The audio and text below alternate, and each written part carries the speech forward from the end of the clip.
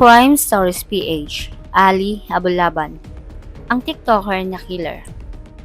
Ang kwento natin ngayon ay tungkol sa isang krimen na gumulat sa US at sa buong mundo.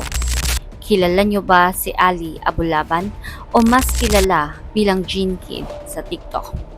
Isa siyang content creator na sumikat dahil sa pagpapatawa pero nauwi sa mga headlines dahil sa isang krimen na nagpabago ng lahat, kung saan pinatay niya ang kanyang asawa at ang kaibigan nito nang dahil sa selos.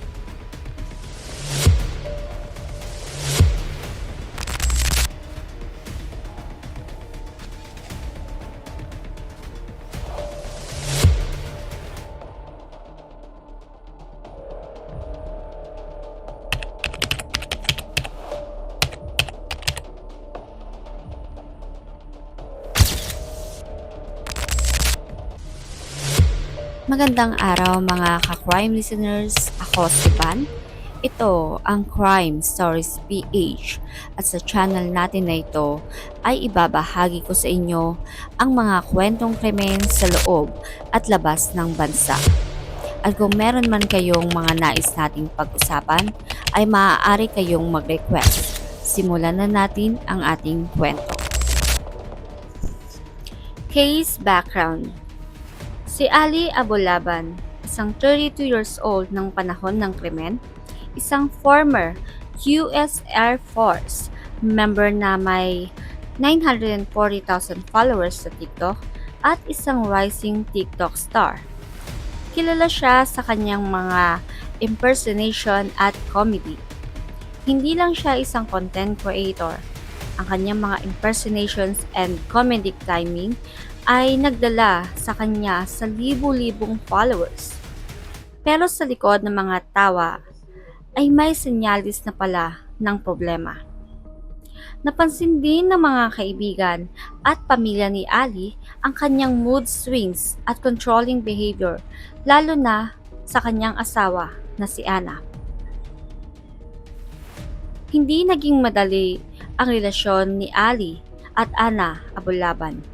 Kasal siya kay Ana pero hindi maayos ang kanilang relasyon.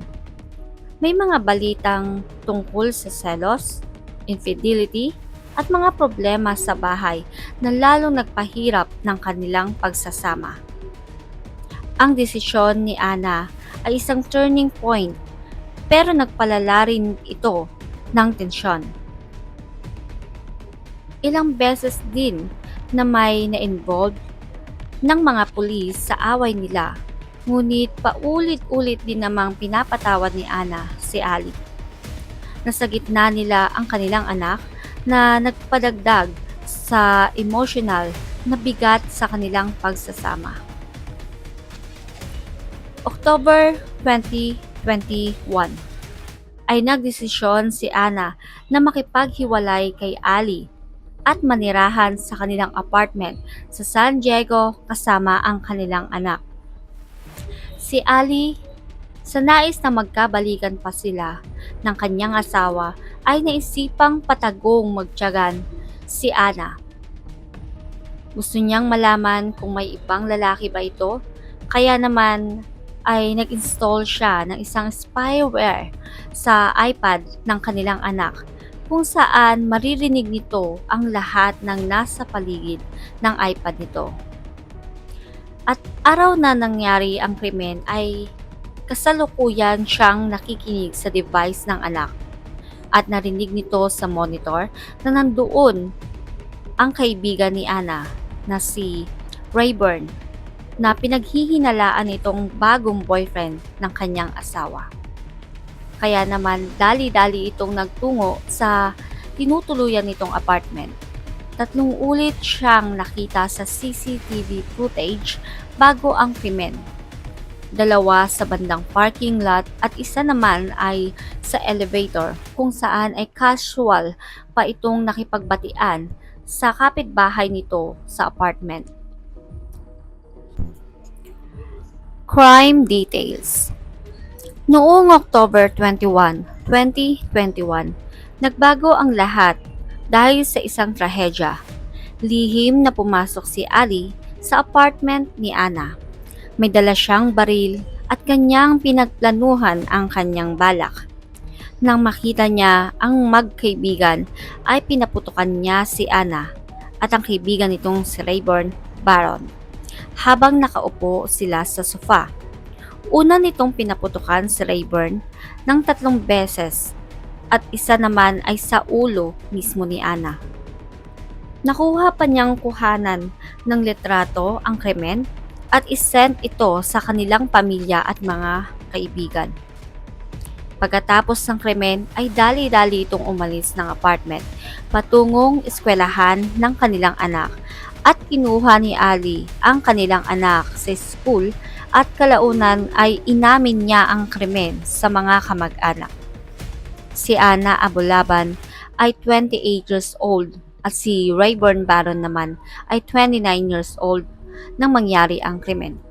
Sila ay binaril sa Spar San Diego Luxury Apartments.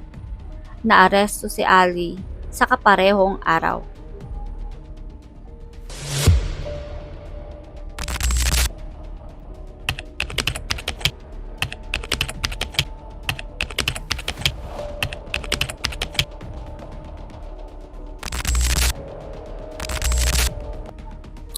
Hindi ko ma-imagine kung paano niya nagawa ang krimen sa sariling asawa at sa kaibigan nito, ina ng kanyang anak, na sa isang iglap lang ay nawalan siya nito, at ama na dahil sa kasalanan ay malalaman niyang nasa kulungan at ang dahilan ay ang pag-itin nito sa kanyang ina.